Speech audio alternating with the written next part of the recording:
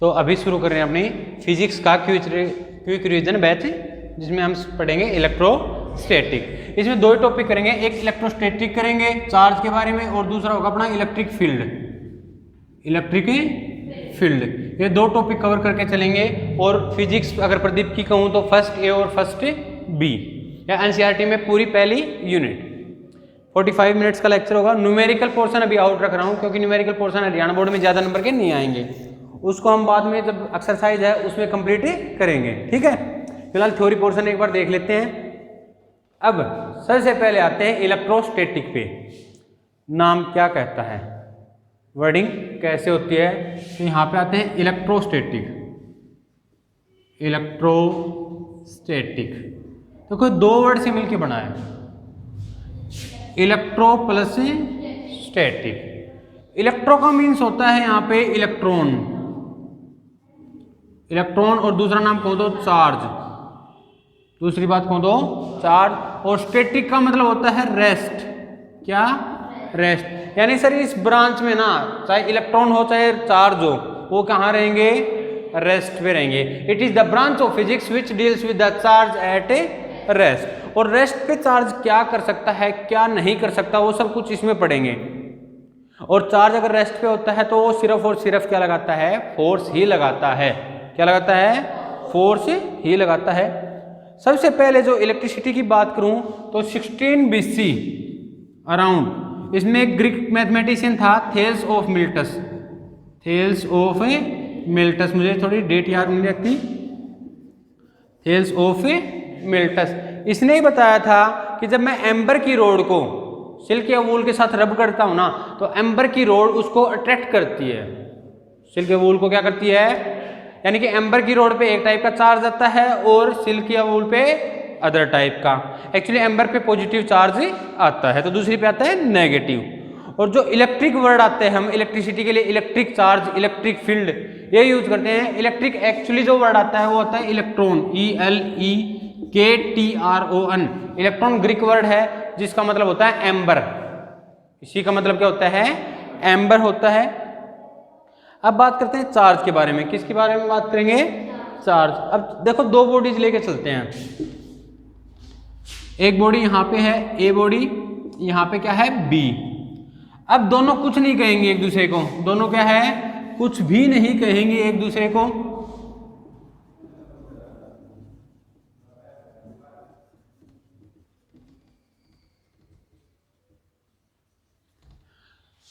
कब कहेंगी, मान लीजिए इसके पास 5 इलेक्ट्रॉन है, 5 प्रोटॉन है। जब इलेक्ट्रॉन प्रोटॉन बराबर होते हैं तो उसको बोलते हैं न्यूट्रल। उसको क्या बोलते हैं, न्यूट्रल। इसके पास मान लेते हैं 7 इलेक्ट्रॉन 7 प्रोटॉन, ये भी क्या है, न्यूट्रल है। दोनों एक दूसरे को कुछ नहीं कहेंगी, जैसे मार्कर है और ये डस्टर है, कुछ नहीं कहेंगे। लेकिन जब इसका एक इलेक्ट्रॉन मैं यहाँ दे सकता हूँ, एक इलेक्ट्रॉन यहाँ पर दे देता हूँ, तो अब इसके पास इलेक्ट्रॉन रह गए 4 और प्रोटॉन रह गए 5, यानी प्रोटॉन ज़्यादा है तो पॉजिटिव चार्ज। इसके पास इलेक्ट्रॉन हो गए 8 और 7 प्रोटॉन, तो इसके पास है। और जैसे ही चार्ज आ गए ये दो एक दूसरे को फोर्स लगाने शुरू कर देंगी, अट्रैक्ट करना शुरू कर देंगी। यानी सर चार्ज ने एक ऐसी चीज थी जिसने इन बॉडीज को इस लायक बनाया कि फोर्स लगा सके। यानी चार्ज की बात कर रहा हूं तो चार्ज इज समथिंग, चार्ज कुछ भी एक प्रॉपर्टी मान लीजिए बॉडी की। चार्ज इज ए प्रॉपर्टी या charge is something which makes a body able to exert और एक्सपीरियंस फोर्स, जो कि बॉडी को इस लायक बनाए कि वो फोर्स लगा भी सके और सहन भी कर पाए। ठीक है, चार्ज की एसआई जो यूनिट होती है वो होती है कूलाम। क्या होती है, कूलाम। और सीजीएस जो यूनिट होती है वो होती है स्टेट कूलाम। और 1 coulomb is equal to 3 × 10⁻⁹ state coulomb होती है। दोनों में रिलेशन ये। ठीक है, अब बात करता हूं एक बार, यहां पे देखो इलेक्ट्रॉन ही ट्रांसफर क्यों होते हैं, इलेक्ट्रॉन ही ट्रांसफर क्यों होते हैं। चार्ज को हम डिनोट करते हैं कैपिटल क्यू या स्मॉल क्यू से, कैपिटल क्यू या इलेक्ट्रॉन पे चार्ज की बात करूं तो ये होता है -1.6 × 10⁻⁹ कूलाम। प्रोटॉन पे होता है +1.6 × 10⁻⁹ कूलाम। और न्यूट्रॉन पे कोई चार्ज नहीं होता, 0 कूलाम। अगर मास की बात करूं तो मास ऑफ इलेक्ट्रॉन होता है 9.1 × 10⁻31 kg which is negligible. Mass of proton होता है 1.67 × 10⁻27 kg and mass of neutron भी 1.67 इंटू 10⁻⁻27 kg। सबसे मास कम होता है इलेक्ट्रॉन का। अगर यहाँ पे हम देख रहे हैं प्रोटॉन और न्यूट्रॉन का मास सेम है तो नहीं, इसमें थर्ड डिजिट 2 आती है, इसमें थर्ड डिजिट आती है 4, तो न्यूट्रॉन का मास स्लाइटली ज्यादा होता है प्रोटॉन से। अब देखो ये सबसे कम मास है, तो जिसका कम मास हो उसको आराम से मैं ट्रांसफर कर सकता हूँ ना, इसलिए इलेक्ट्रॉन को ही ट्रांसफर करते हैं, क्योंकि सर इलेक्ट्रॉन का मास है ना 1/1837 टाइम्स कम होता है प्रोटॉन से, 1837 टाइम्स से कम होता है प्रोटॉन से। तो प्रोटॉन हैवियर है, उसको ले जाना अच्छी बात नहीं हो रही, मतलब ज्यादा मुश्किल होता है, डिफिकल्ट होता है, इलेक्ट्रॉन आसानी से चला जाएगा, हाँ या ना। ई जो हम यूज करते हैं यहाँ पे इलेक्ट्रॉन के लिए, E is the basic unit of charge, basic charge होता है ई, इसीलिए इसको एलिमेंट्री चार्ज भी बोल देते हैं और फंडामेंटल चार्ज भी बोल देते हैं।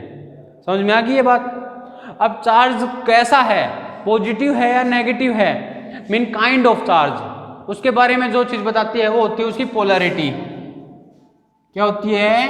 पोलैरिटी। तो पोलैरिटी की डेफिनेशन नोट भी कर रखी है कि property which differentiate the two kinds of charge, the two kinds of charge. Charge दो टाइप का होता है, पॉजिटिव और नेगेटिव। बात करते हैं प्रॉपर्टीज ऑफ चार्ज की। ये चार्ज के बारे में देखा, अब चार्ज के गुण, दोष, अवगुण वो देख लेते हैं।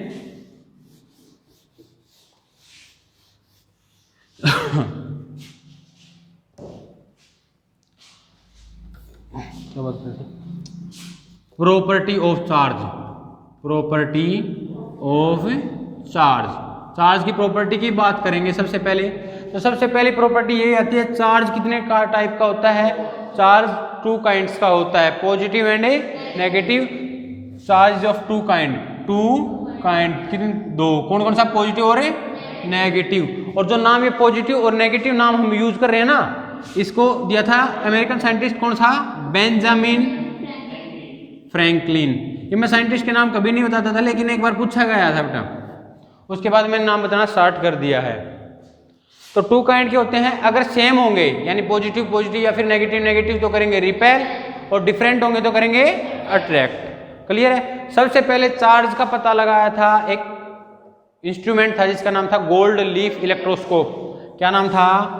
Gold leaf electroscope. समझ में आ गई ये चीज? क्या हुआ? गोल्ड लीफ इलेक्ट्रोस्कोप ये इंस्ट्रूमेंट था, इसके द्वारा पता लगाया गया था। सेकंड जो प्रॉपर्टी आती है चार्ज की, Q is equal two plus minus NE। ये कहता है जब चार्ज को ट्रांसफर करना होता है एक बॉडी से दूसरी बॉडी के अंदर, एक बॉडी से दूसरी बॉडी में, तो सिर्फ इंटीग्रल मल्टीपल ऑफ इलेक्ट्रॉन में ही जाएगा। चार्ज कैसे ट्रांसफर होगा? इलेक्ट्रॉन का इंटीग्रल मल्टीपल, एक इलेक्ट्रॉन 2 3 पॉइंट में नहीं जाएगा। यानी चार्ज ट्रांसफर होता है, चार्ज ट्रांसफर होता है वो सिर्फ और सिर्फ सर इंटीग्रल मल्टीपल में होता है, इंटीग्रल मल्टीपल में होता है। समझ में आ गई ये चीज? Q is equal two plus minus NE। ये फार्मूला न्यूमेरिकल में बहुत पूछा जाता है। आपको नंबर ऑफ इलेक्ट्रॉन्स दे देगा या नंबर दे देगा, आपको टोटल चार्ज निकालना है, या पूछ लेगा एक कूलाम चार्ज में कितने इलेक्ट्रॉन होते हैं, नंबर ऑफ इलेक्ट्रॉन पूछ लेगा। तो कूलाम हो गया 1, इसकी वैल्यू 1.6 इंटू 10⁻⁻19, इधर मल्टीप्लाई इधर आके आपको मिल जाता है आंसर। तो ये बार बार पूछा जाता है। तीसरी प्रॉपर्टी की बात करूं तो एडिटिविटी। एडिटिविटी का मतलब है, देखो चार्ज है, एक स्केलर क्वांटिटी है, तो इसको नॉर्मल लॉ जैसे नंबर को ऐड करते हैं, लॉ ऑफ अलजेब्रा, वैसे ही हम इसको ऐड कर सकते हैं। It can be added according to law of algebra, according to law of algebra. आगे बात समझे? अब आते हैं नेक्स्ट प्रॉपर्टी के पास, जो कि फोर्थ है, कंजर्वेशन ऑफ चार्ज। क्या है? Conservation of charge. कंजर्वेशन का मतलब है चार्ज एक सिस्टम में सेम रहता है, charge remains same in A system. अगर कहीं पे नेगेटिव चार्ज आया तो उसके अपोजिट कहाँ आएगा? Positive charge. कहीं नेगेटिव आया तो वहां पे कहाँ? दूसरी जगह टोटल चार्ज हमेशा सेम रहेगा। यानी चार्ज कैन बी क्रिएटेड और destroyed in pairs only. Charge can be created and destroyed in pairs only, सिर्फ पेयर्स में ही इसको कर सकते हैं चार्ज को। ये बात क्लियर होगी या नहीं हुई?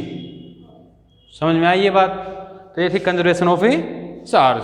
मैं देख लेता हूँ कोई बचा तो नहीं है। रब कर दूं यहाँ पे।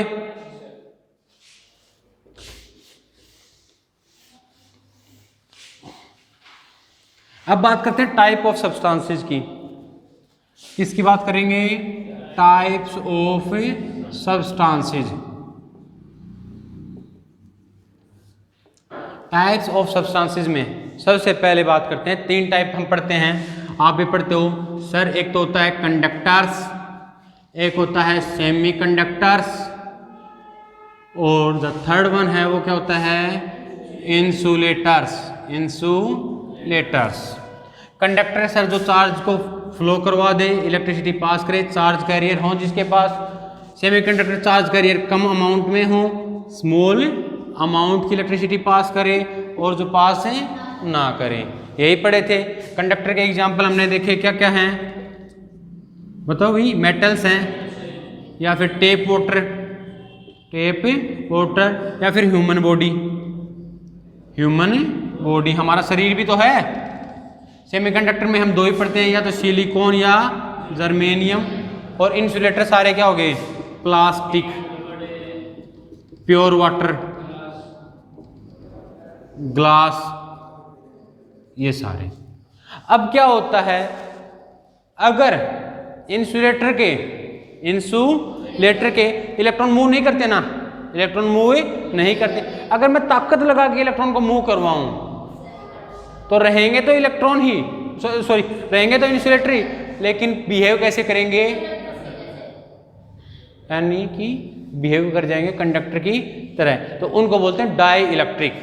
एक 4th वन आता है, इसमें क्या आता है? Dielectric. और जो ताकत लगाई थी ना जिससे इलेक्ट्रॉन मूव कर रहे थे, वो होते हैं इलेक्ट्रिक फील्ड, जो हम बाद में पढ़ेंगे।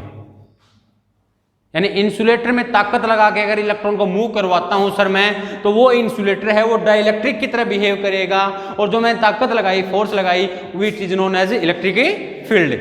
क्लियर? बेसिकली क्या है? इंसुलेटर्स ही हैं, but these possess the effect of electric effect, these possess the electric effect. Clear है? ओके। उसके बाद करते हैं, कई बार कहीं जगह एक्सेस चार्ज ज़्यादा इकट्ठा हो जाता है। चार्ज क्या हो जाता है? ज़्यादा इकट्ठा होता है। उस ज़्यादा इकट्ठे चार्ज को हम कहाँ दे देते हैं? अर्थ को दे देते हैं। ऐसे करके यूँ चार्ज इकट्ठा हो गया, ये अर्थिंग कर दी, इसको हमने दे दिया अर्थ को, और क्या कर दी? इसकी ग्राउंडिंग, या फिर क्या कर दी हमने? अर्थिंग। अब चार्ज पढ़ लिया, चार्ज के गुण दोष भी पढ़ लिए, चार्ज की यूनिट भी पढ़ ली, चार्ज कितने काइंड का होता है वो पढ़ ली। अब बात करें चार्ज पैदा कैसे होता है। चार्ज पैदा कैसे होता है? Production of charge. तो सिंपल डेफिनेशंस हैं, स्मॉल नोट्स में हैं आपके पास, जो प्रोवाइड कर दिए मैंने। क्या है चार्ज? 3 production of charge. अगला टॉपिक अपना यहीं से आता है, प्रोडक्शन ऑफ चार्ज। चार्ज पैदा कैसे होता है? तो चार्ज 3 तरीके से पैदा होता है। Charge produce by induction, second one is conduction, and the third one is friction या रबिंग। तीसरा मैं बाद में बात करूंगा, बुक में 2 ही है नॉर्मली। इंडक्शन में चार्ज इसमें पैदा होता है विदाउट एक्चुअल कॉन्टैक्ट। इंडक्शन में क्या है? चार्ज विदाउट एक्चुअल कॉन्टैक्ट पैदा होता है, बॉडीज का कोई कॉन्टैक्ट नहीं होता। कंडक्शन में एक्चुअल कॉन्टैक्ट होता है, रबिंग का पता ही है, फ्रिक्शन का। अब कहोगे सर कैसे? मैं कहूँगा एक बॉडी लीजिए आप यहाँ पे अपने, जिसके पास इलेक्ट्रॉन भी हैं और क्या हैं? प्रोटॉन भी हैं। ठीक है। अब मैं क्या करूँगा, एक रोड लेके आऊँगा कोई भी, और मान लीजिए रोड है वो पॉजिटिवली चार्ज है। कैसी चार्ज है?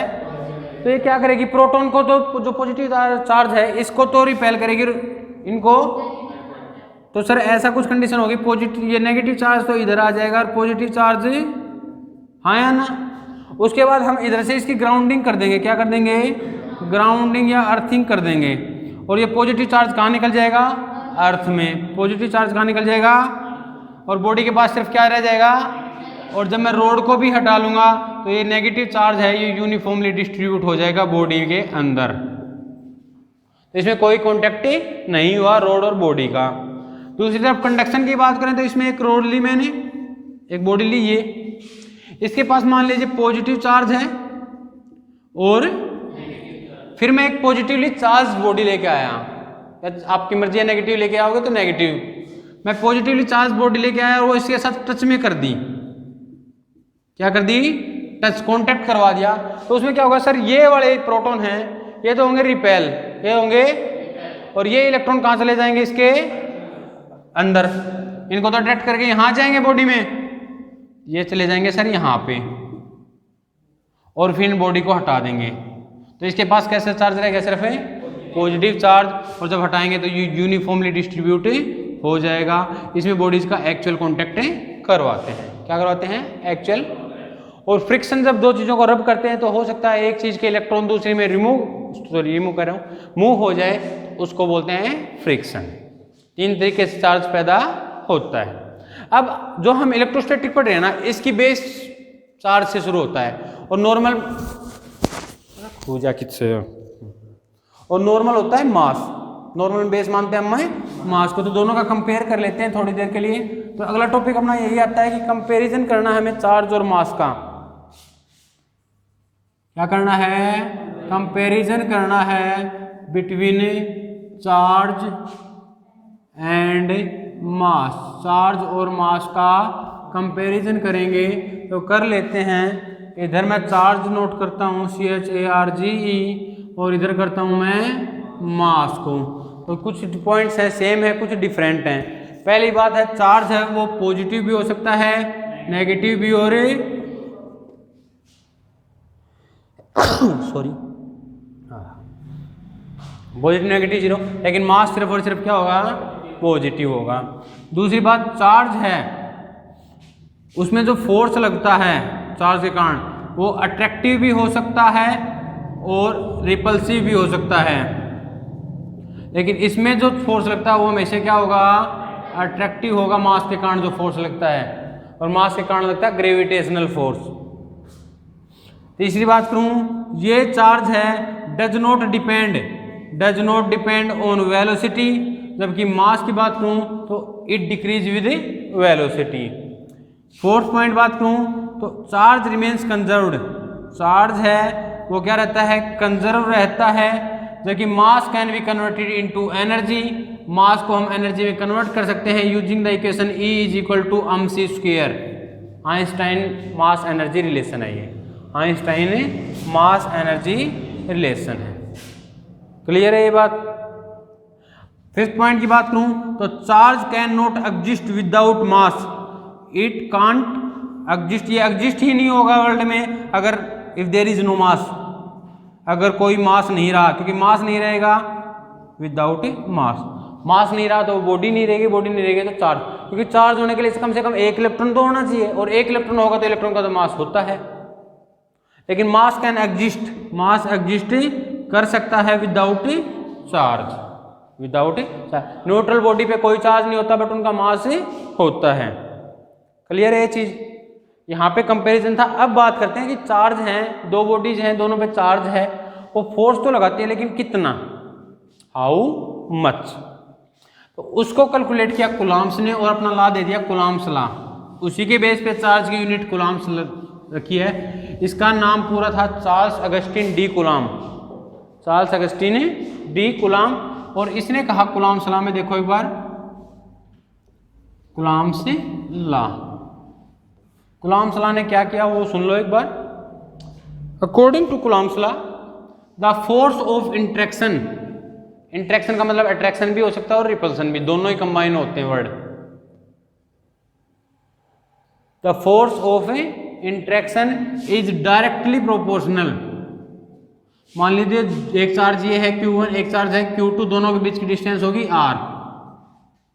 The force of interaction between two tiny charge bodies is directly proportional to product of magnitude of charges, product of magnitude of charges and inversely proportional to square of distance between them.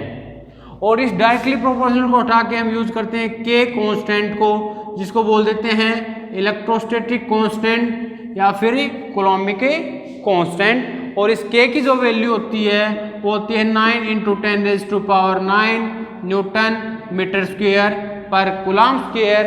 एक अलग wording में देखो तो k is equal to होता है 1/4 pi. अब sign naught is the permittivity of free space. Permittivity हमें बताती है चार्ज के अराउंड में जो एरिया है, कैसा एरिया है, कितना घना है या खाली पड़ा है। तो 1/4 पाई एप्साइन नोट। और एप्साइन नोट जो है relative permittivity of free space, इसकी वैल्यू होती है 8.85 इंटू 10⁻⁻12 कूलम्ब स्क्वायर पर न्यूटन पर मीटर स्क्वायर।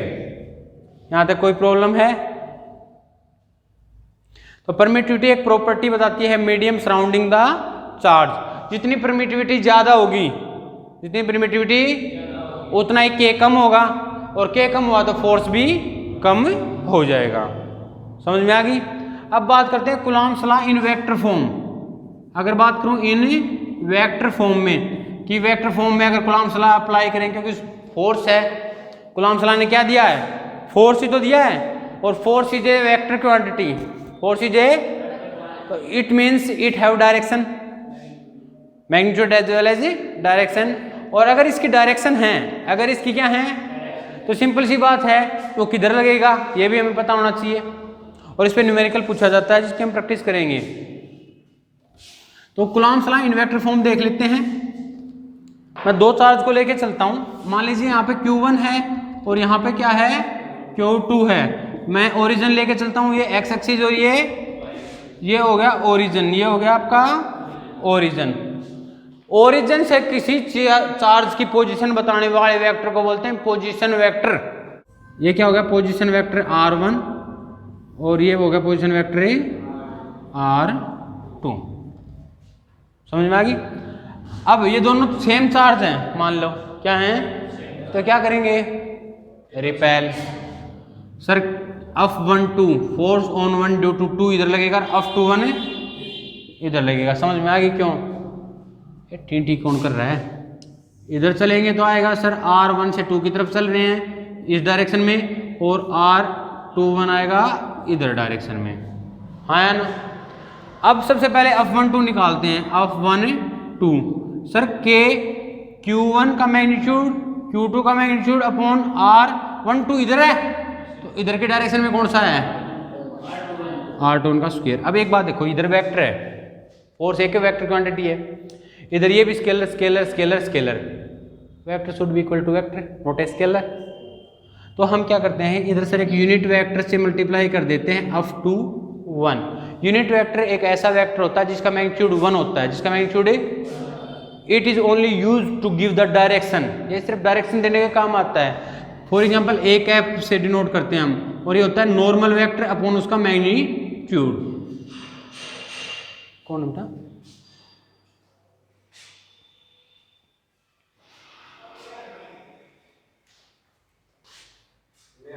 ठीक,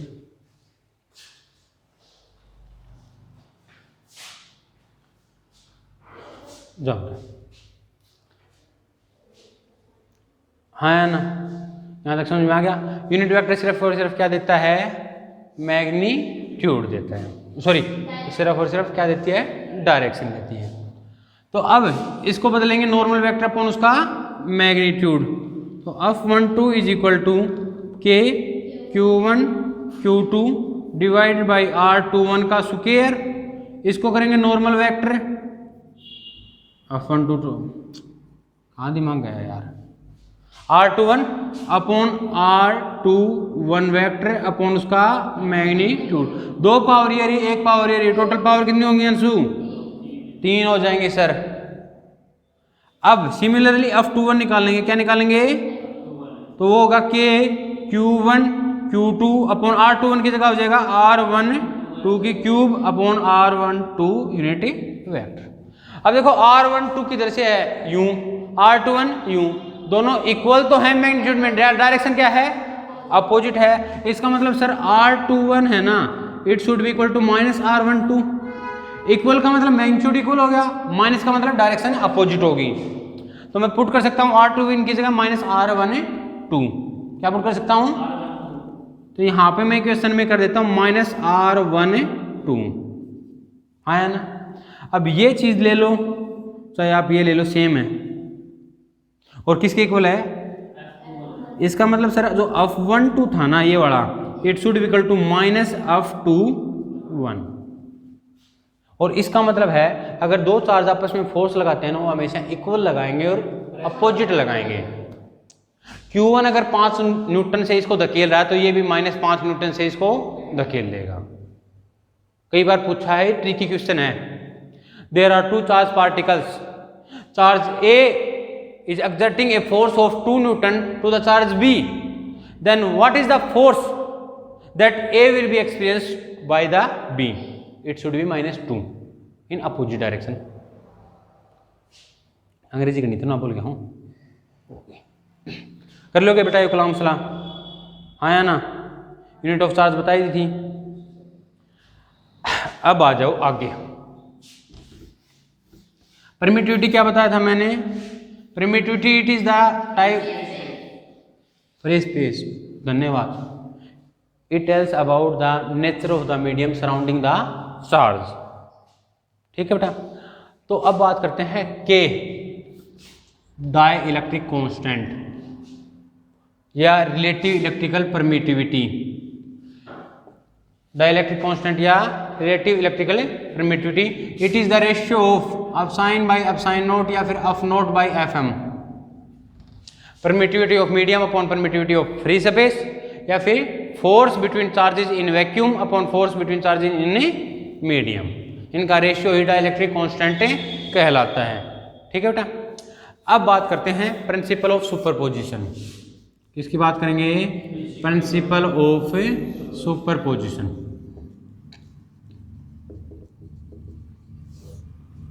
ये देखो कैसे लगेगा, प्रिंसिपल ऑफ सुपरपोजिशन। अब एक बात तो मान लो ये चार्ज है Q नोट, इससे R नोट 1 की दूरी पे मैं अगर चार्ज लेके आया Q1, क्या लेके आया चार्ज Q1, तो सर जो फोर्स लगेगा ना वो F नोट 1 होगा, it should be equal to K Q naught Q1 by R naught का 1 का स्क्वायर, हाँ है ना।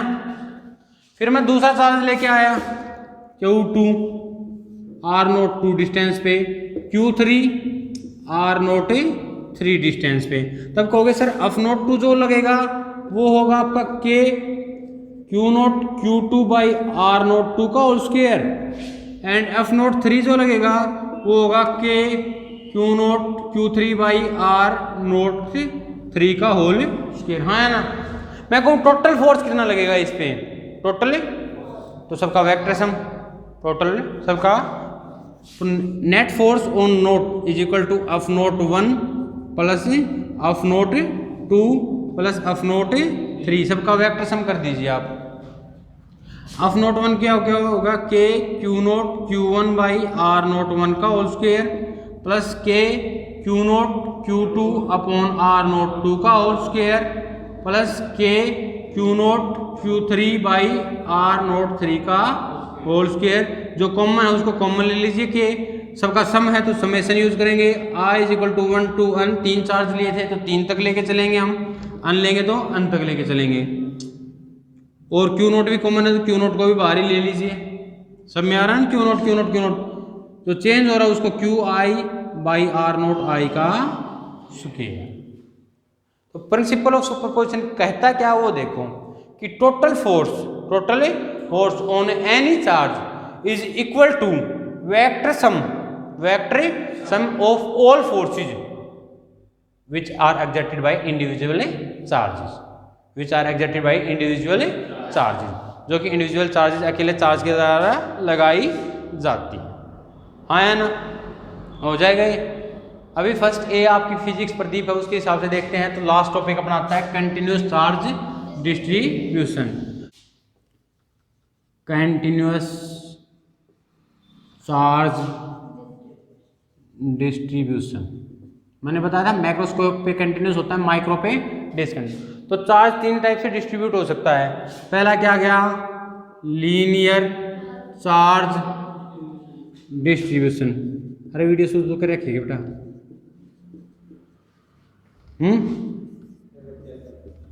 दूसरा होता है surface charge distribution, and the third one is volume charge distribution.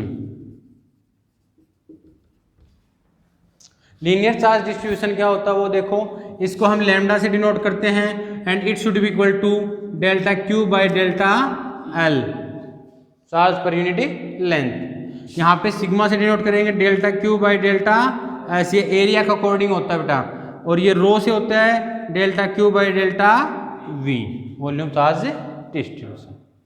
अब force due to continuous charge distribution, तो सबसे पहले एफ लैम्डा निकालेंगे।